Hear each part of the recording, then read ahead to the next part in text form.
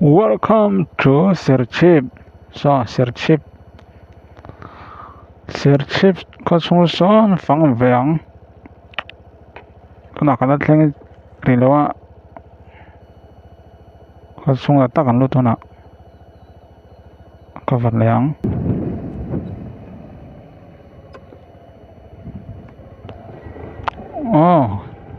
Cái nào Serchip cho có lúc lo mà rồi chứ. Sai điểm này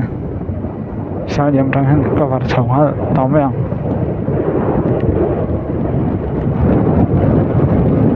họ tour khóc mày here Serchip cái lắm book bài này rồi có cái thế vết nhóm tắc này có đàn ha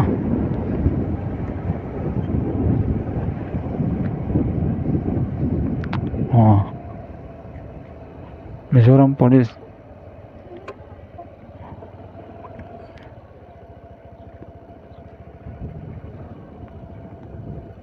Serchip lắm ạ đây sẽ ăn sầu thị thông chung mà Serchip chung bằng qua là vàng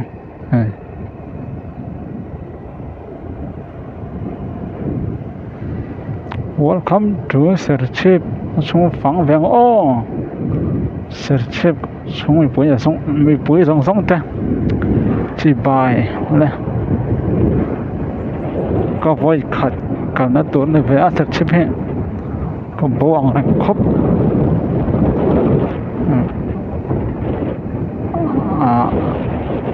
in ra cho tôi soi tàu lồng mấy đó thì cho district capital con gì vậy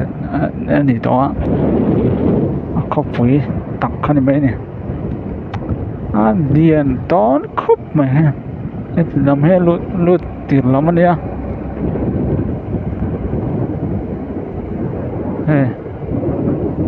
bỏ in nó tóm tàu khóc mấy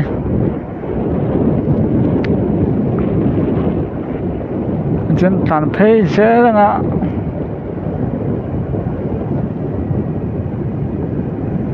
in tập nó khen anh tàn ngạ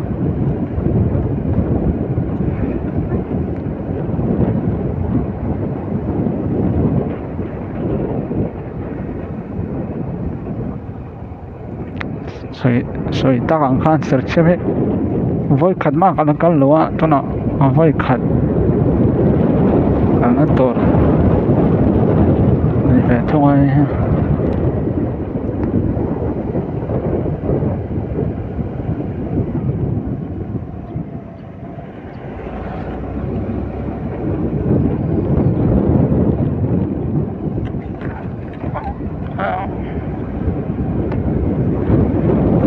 con này chọc khóc mà là sao chọc bốc á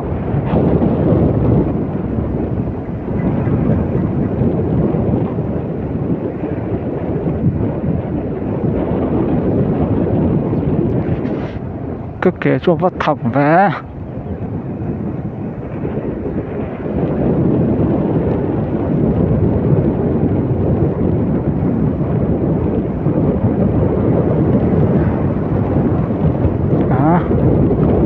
có chút liền khóc mà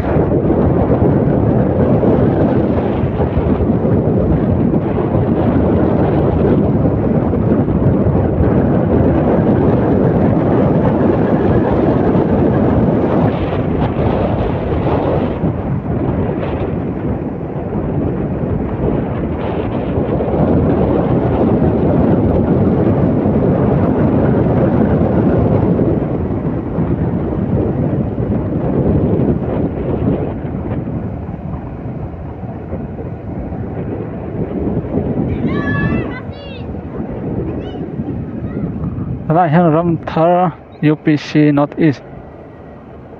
nó bằng hôn lồm đàn ha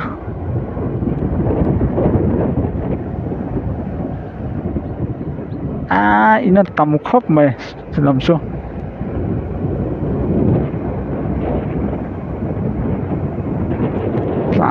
lút về dễ với thằng thì hắn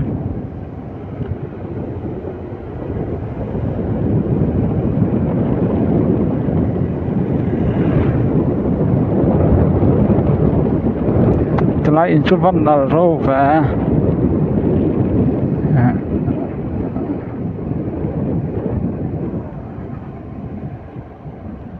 in ngay đó nè văn là râu khóc mày mà ăn lắm thì khóc mấy à sẽ chụp làm bằng hết chưa ăn bỏ lại khóc mày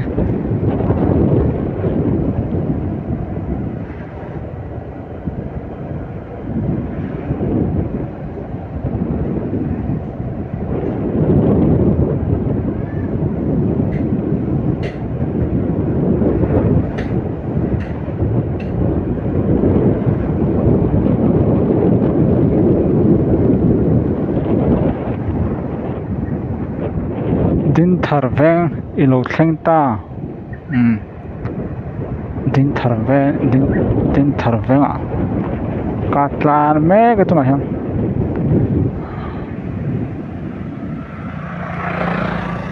din thar veng à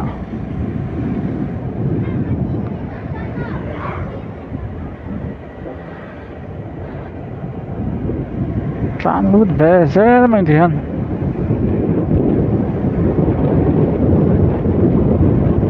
mình tôi bắt bao số tàu rồi khoa hình điện tắc anh em ấy mình tôi bao vắng về em sát nghe ông bằng về tạm về cho cả riêng về sống về cho mấy cho cả riêng khi làm cho ăn yên tâm khớp mày tala hin biakin pakhatam velaya he BCM aten thar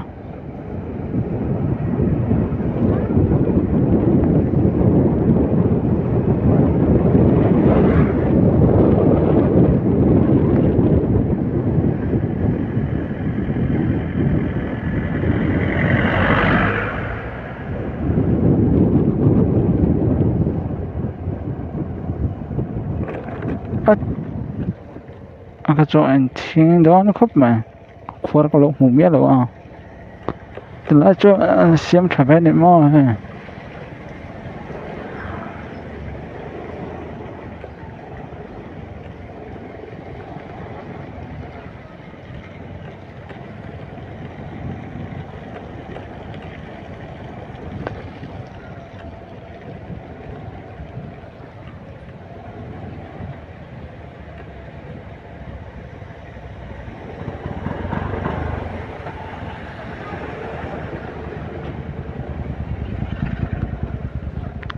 nó cho trả về rất là mà ra point thing đâu mấy thế này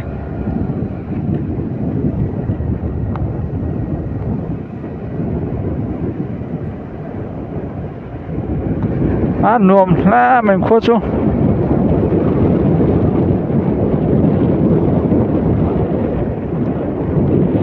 biết cái bát tầm khóc mà bạn thì bắt không được chỗ và tăng tổng rồi một nốt mày nó bắt tăng đâu biết bạn thì bắt không biết bạn đi dòng em nè rồi chết lắm là bạn biết cái gì cả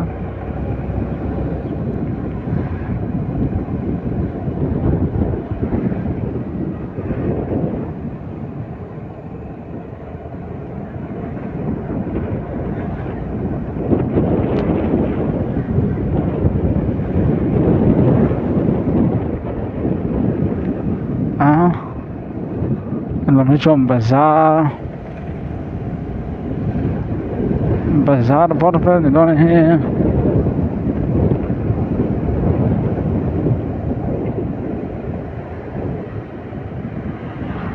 anh ले लो bazaar makan dia in omdan ka bazaar ang tuka sakalam po in tắm khóc mấy thì chân là mất cả mất tàn phê nha được tóc mèo bây giờ bỏ xấy mấy thế này nụ ăn sắm mấy đó nha này bây giờ bỏ xấy mấy thế chân cho có chung hết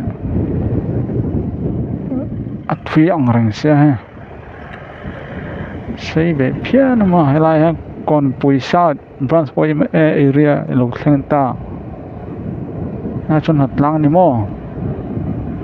ti khava hatlang thok mek ni kha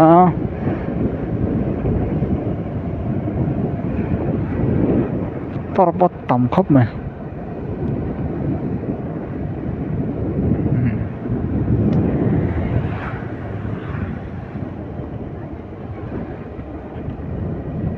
tilai khen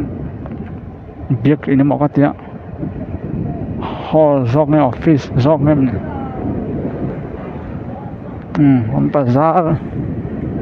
bazar bor vel ni don he lai cho ning gai he bazar nuam la mai tạm thấy sẽ mấy chẳng gì hơn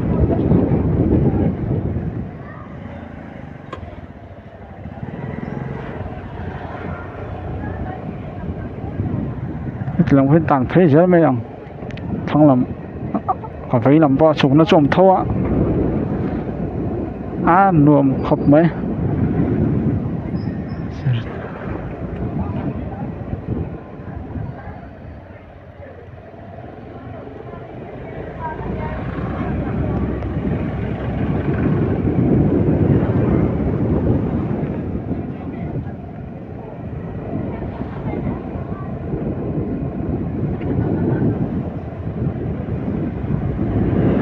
cả công chuân này chọc hấp mày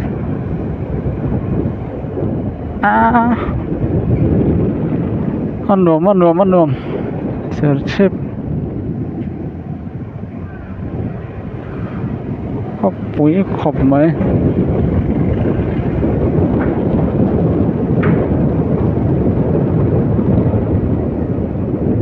hết trên thấy sẽ hiện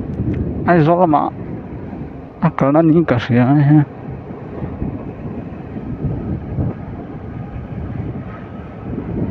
veng tang thì mấy đó beng tang cho có lứt tục lộ miệng cái là veng ai xíu bố bà lăng lại thành công cái là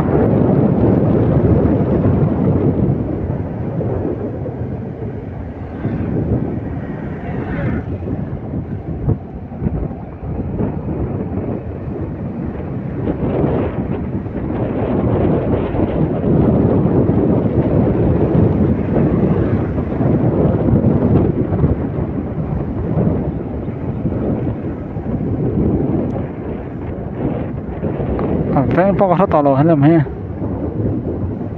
sign board dar chuan share ba zen meang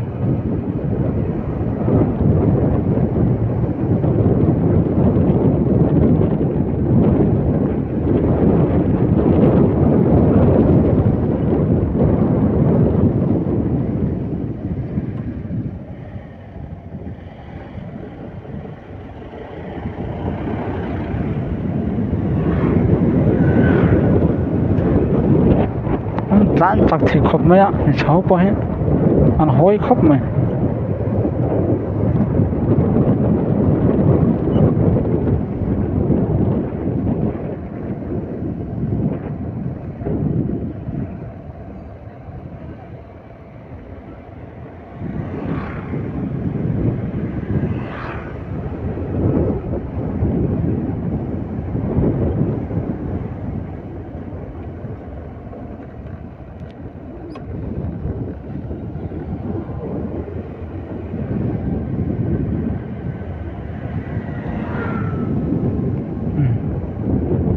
tập đâu tối cái gì á trong cái ai gió lắm ạ tao mấy đứa này he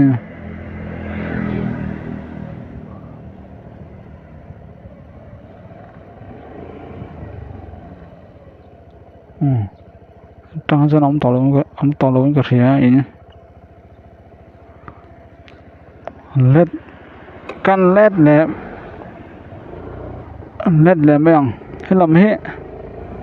vâng nghe các tia hệ lại hắn signboard join tar lo mà rồi lại đồ lại cho lấy sang ven lấy sang ven địa lấy sang ven anh cho làm gì lấy sang ven à tàn mét á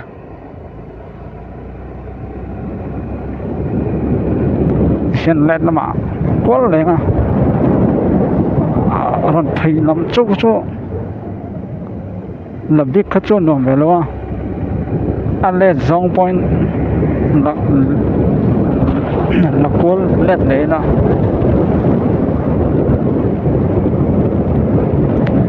mà nó cho damn speed chắc về đâu à sancho cố lắm lấy lon xây đâu thì khác anh bảo cái đùa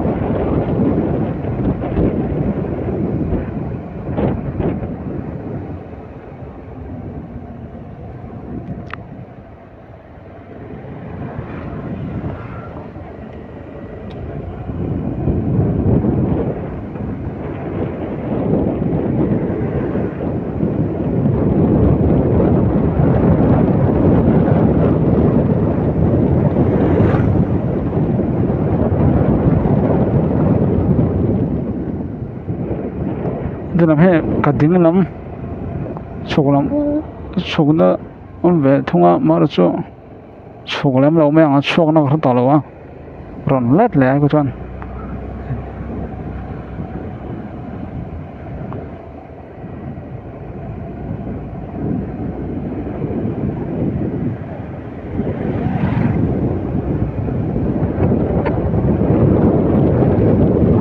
luồng khóc mày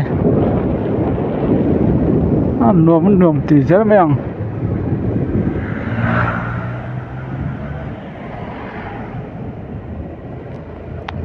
chuan search hi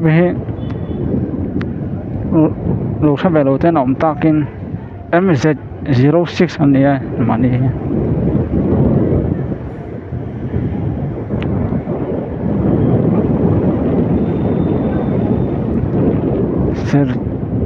search indoor stadium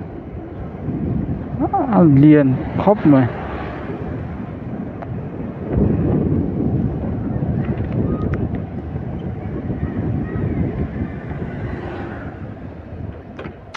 từ lại anh bazar luôn lại tao còn đi về đón này lại parpat tầm khóc mày lại cho voi khát lạn đó này phải ăn nuông khóc mày nên đang cầm phân lấy hôm nào chọn veng đằng hộp á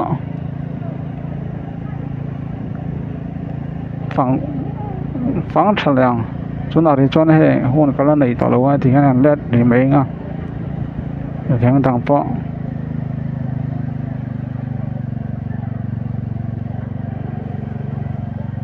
vẫn lại vé này mà làm chưa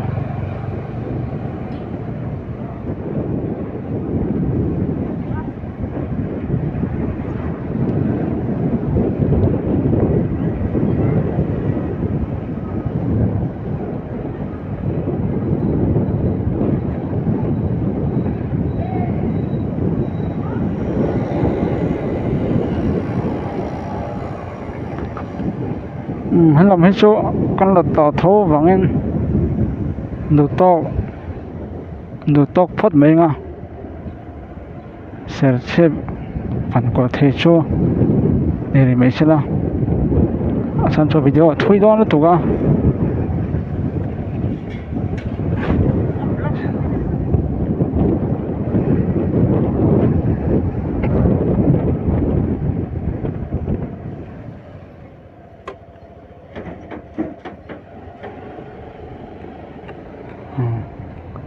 你把当khop mấy